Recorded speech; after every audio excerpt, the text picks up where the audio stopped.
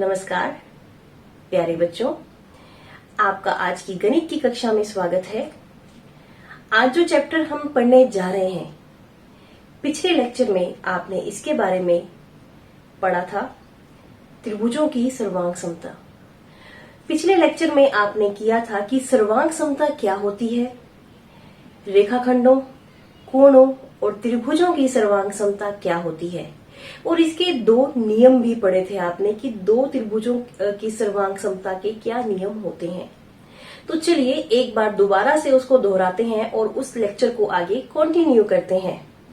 तो सबसे पहले हम करेंगे त्रिभुजों की सर्वांग समता क्या होती है। तो बच्चों, आप देख रहे हैं बोर्ड पर दो त्रिभुज दिए गए हैं। इन दो त्रिभुजों में आप देख रहे हैं कि कुछ भुजाओं के युग्म बराबर दे रखे हैं। इस हम देखते हैं कौन सी भुजाएं किसके बराबर है। सबसे पहले है, देखिए ए बी बराबर डीई के। उसके बाद देखिए बीसी बराबर है ईएफ के। बीसी बराबर ईएफ। नेक्स्ट सी ए बराबर एफ डी दे रखा है, तो हम यहां लिखेंगे सी ए बराबर भुजा एफ डी।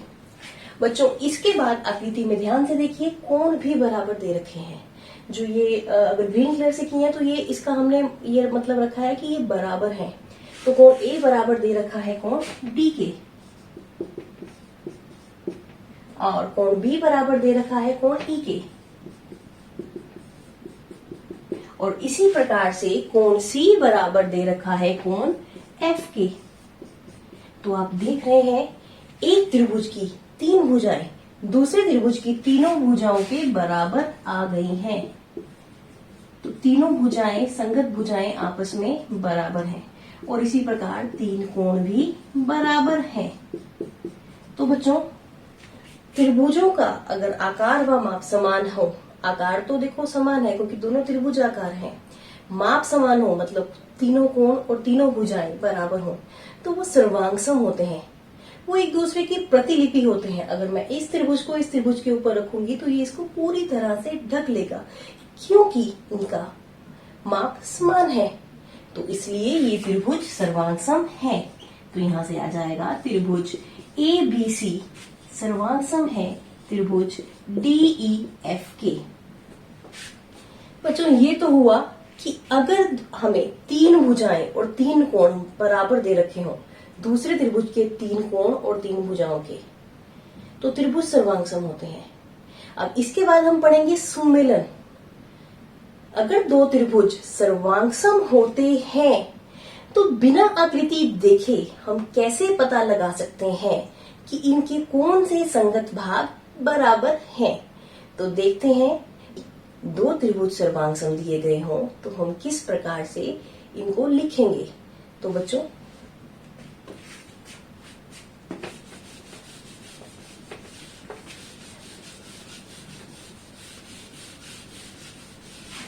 इसमें मैं लिखने जा रही हूं त्रिभुज ए बी सी सर्वांगसम है त्रिभुज डीई एफ के। तो इसमें सुमेलन भी होगा इन्हीं त्रिभुजों का। कैसे? ए बी सी का सुमेलन डीई एफ के साथ। इसमें देखिए, इसका पहला शीर्ष ए है तो इसका सुमेलन है डी के साथ, दूसरा शीर्ष बी तो इसका सुमेलन ई के साथ, फिर सी का एफ के साथ। आप चाहो तो रफ में इस प्रकार से लिख सकते हैं ताकि आपको इनका सुमेलन करने में आसानी रहे कि ए के पैरेलल डी है, बी के पैरेलल ई है, सी के पैरेलल एफ, मतलब ए के संगत डी शीर्ष है, बी के संगत ई शीर्ष है और सी के संगत एफ शीर्ष है। तो मतलब हमने जो कोण और शीर्ष सुमेलन में लेने हैं इसी अकॉर्डिंग लेने हैं। कैसे? देखते हैं। तो इसमें अगर मुझे कहा जाए कि इस त्रिभुज के कौन से कोण इस त्रिभुज के कोणों के बराबर हैं, तो सबसे पहले आएगा कोण ए, फिर कोण बी, कोण सी। तो अभी सुमेलन में हम चेक कर लेते हैं, शीर्ष ए के संगत कौन सा शीर्ष है? डी। तो कोण ए बराबर कोण डी, कोण बी बराबर कोण ई, और इसी प्रकार से सी बराबर एफ। अगर भुजाओं की बात होती है कि इसमें हमें भुजाएं चेक करनी है, कौन सी भुजा किस भुजा के बराबर है बिना आकृति देखे, तो हम सबसे पहले लेंगे ए बी भुजा। देखिए इसमें सबसे पहले आती है ए बी, फिर आती है बी सी, सबसे पहले ए बी फिर बी सी फिर सी ए। तो अब इनके बराबर भुजाएं हम कैसे लेंगे? तो ए बी के देखिए ए और बी इनके संगत शीर्ष है डी ई, तो यहां आ जाएगा ए बी के बराबर डी ई, फिर बी सी के बराबर ई एफ और सी ए के बराबर एफ डी। पहला और तीसरा शीर्ष, इधर से पहला और इधर से तीसरा, तो ये हो गया एफ डी। तो बच्चों इस तरह से हम सुमेलन करके बिना आकृति देखे हम त्रिभुजों के बराबर संगत भाग निकाल सकते हैं। एक क्वेश्चन से हम देखते हैं इसको, और हम कैसे कर सकते हैं अगर हमें आकृति ना दे रखी हो, बिना मापे, बिना कोणों को मापे, बिना भुजाओं को मापे। तो बच्चों आप देख रहे हैं इसमें आपको दो त्रिभुज दे रखे हैं, हमने इनके संगत बराबर भागों के बारे में बताना है बिना आकृति देखे। तो कैसे करेंगे हम? सबसे पहले हम लेंगे ए बी। ए बी आप देखिए त्रिभुज ए बी सी का सुमेलन त्रिभुज क्यू आर पी के साथ। तो अब देखिए ए बी का सुमेलन, देखिए ए का क्यू के साथ, बी का आर के साथ। आप यहां से ऐसे भी कर सकते हैं, ए बी की सीट में आ रहा है क्यू आर, तो आप लेंगे क्यू आर। क्योंकि त्रिभुज सर्वांग है तो इनके संगत भाग बराबर होंगे। उसके बाद कोण सी की सीट में है कोण पी। उसके बाद आर पी, देखिए ये है आर पी दूसरे और तीसरे नंबर पे, तो यहां से आ जाएगा इसके संगत बी सी। और कोण पी के संगत है कोण सी।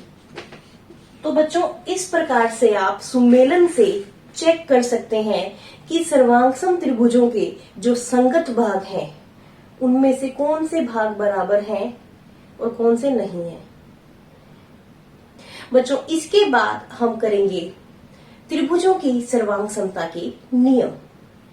तो पहला नियम है एस सर्वांग समता नियम, जिसे हम कहते हैं भुजा भुजा भुजा सर्वांग समता नियम। तो बच्चों एस सर्वांग समता प्रतिबंध क्या होता है? यदि दिए गए सुमेलन के अंतर्गत एक त्रिभुज की तीनों भुजाएं क्रमशः किसी दूसरे त्रिभुज की संगत भुजाओं के बराबर हो तो दोनों त्रिभुज सर्वांगसम होते हैं। तो बच्चों देखते हैं बोर्ड पे, देख रहे हैं हमारे पास दो त्रिभुज दे रखे हैं जिनकी भुजाएं दे रखी हैं।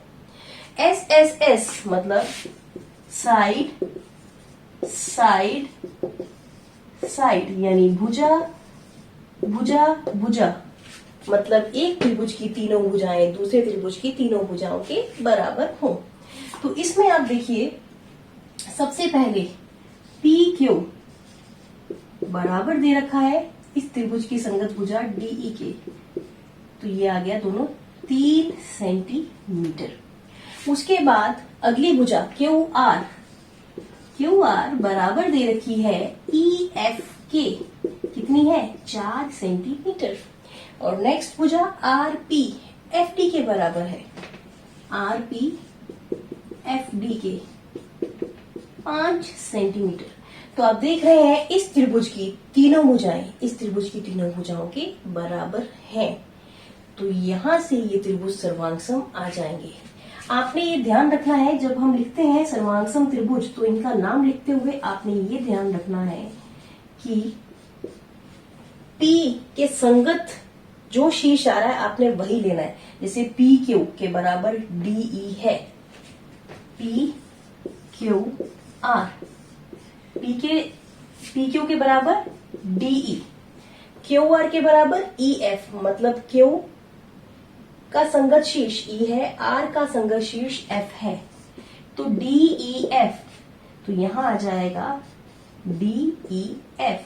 ये नियम कौन सा है? एस नियम, यानी भुजा भुजा भुजा सर्वांग समता नियम।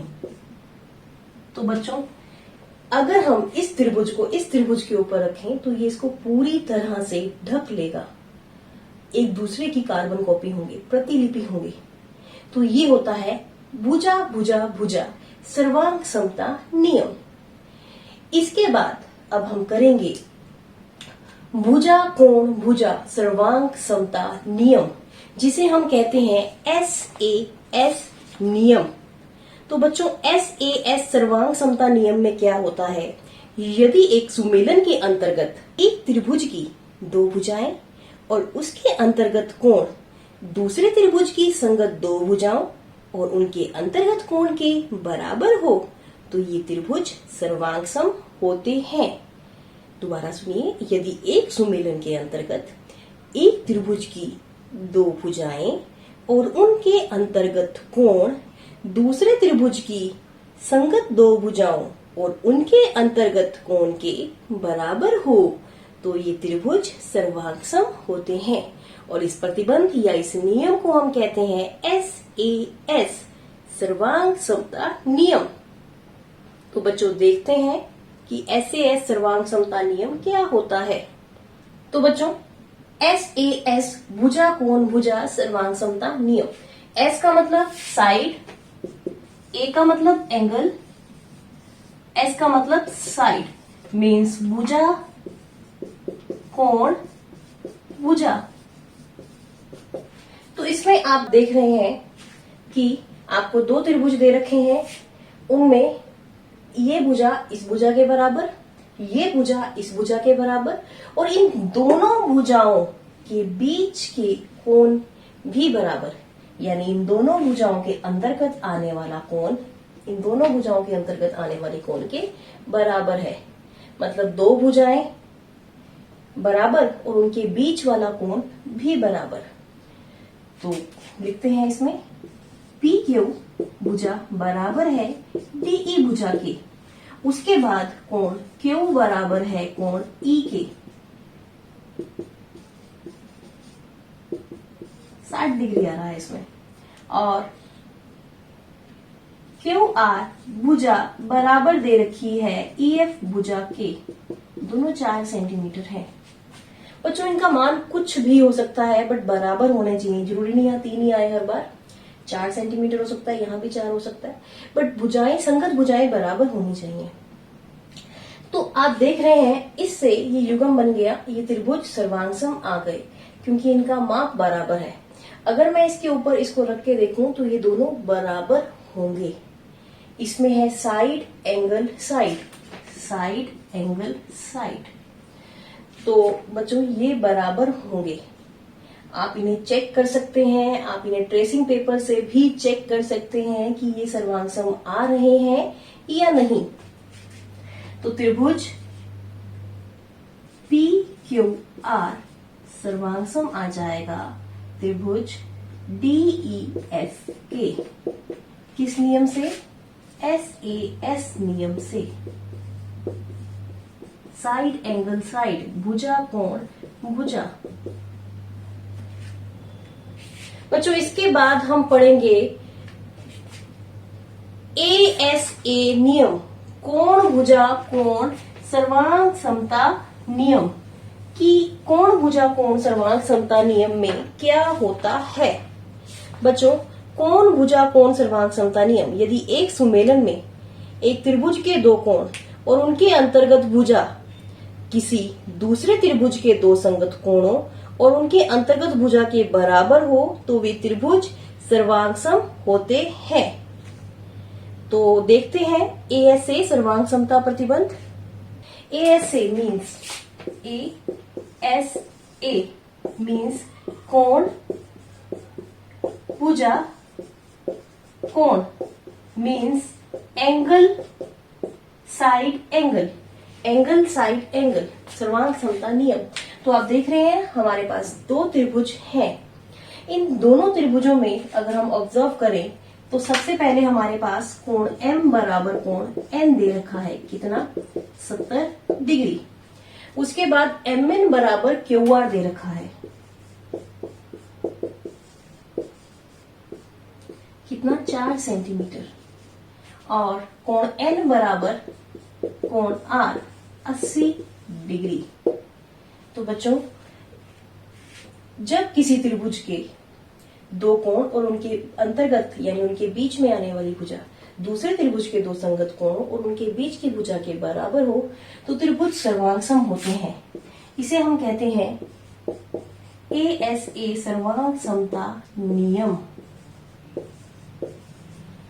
तो हमने ये सुमेलन के हिसाब से इनका नाम लिखे हैं। L के संगत P है, M के संगत Q और N के संगत R।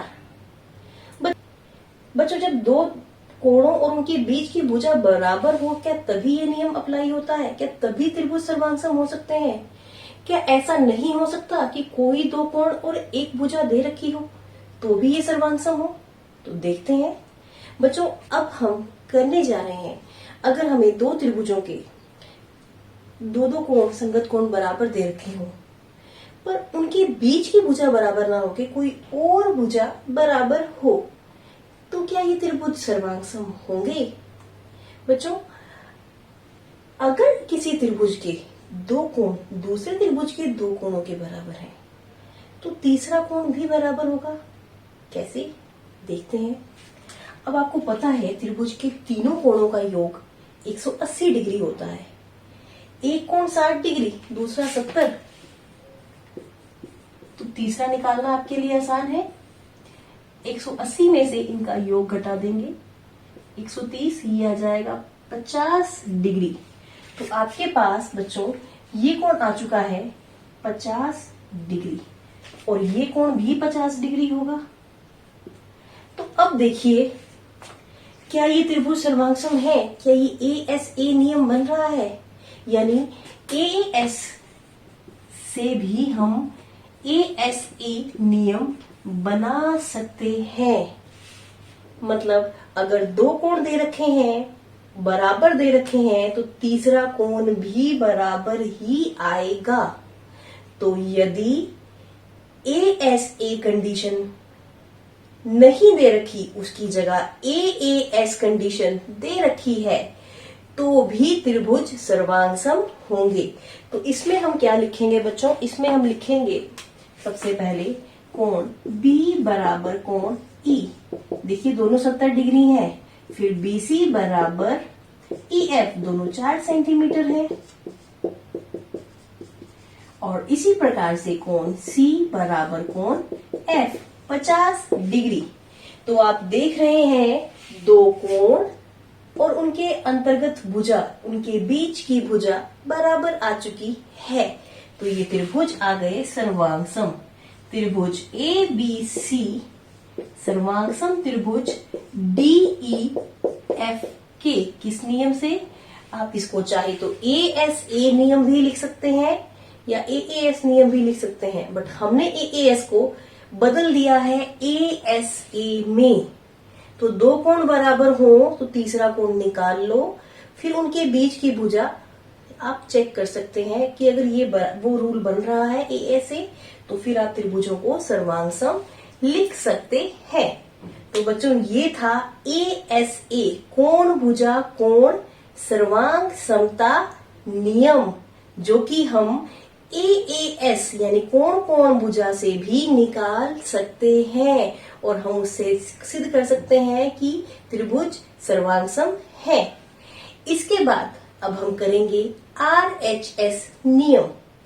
RHS सर्वांग समता नियम क्या होता है? RHS सर्वांग समता नियम, यदि एक सुमेलन के अंतर्गत किसी समकोण त्रिभुज का कर्ण और एक भुजा, किसी समकोण त्रिभुज का कर्ण और एक भुजा क्रमशः किसी दूसरे समकोण त्रिभुज के कर्ण और एक भुजा के बराबर हो, तो वे त्रिभुज सर्वांग सम होते हैं। बच्चों RHS इसकी फुल फॉर्म क्या बनेगी? Right angle, hypotenuse, side. तो बच्चों RHS का मतलब right angle, hypotenuse, side. R का मतलब राइट एंगल मीन्स समकोण, हाइपोटेन्यूज, H मतलब हाइपोटेन्यूज दैट मीन्स कर्ण, और साइड मीन्स भुजा।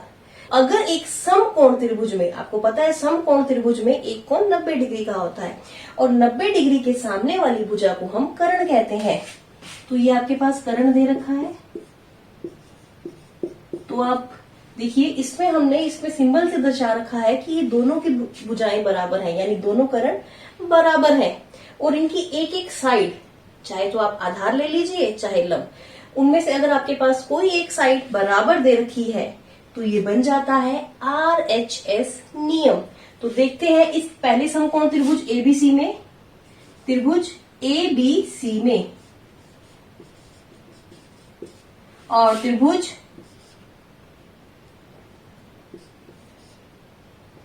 STU में देखिए एक एक कोण समकोण है।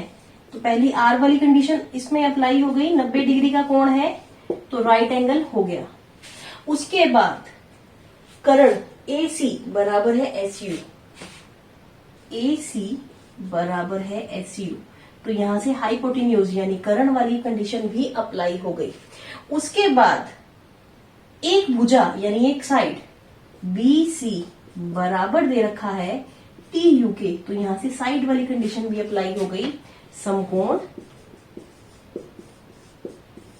कर्ण और एक भुजा, तो एक एक कोण 90 डिग्री का है, दोनों के कर्ण बराबर है और दोनों की एक एक साइड बराबर है, यानी एक एक भुजा बराबर है। तो ये दोनों त्रिभुज सर्वांगसम आ जाएंगे किस नियम से? RHS नियम से। तो बच्चों ये थे सर्वांग समता के नियम।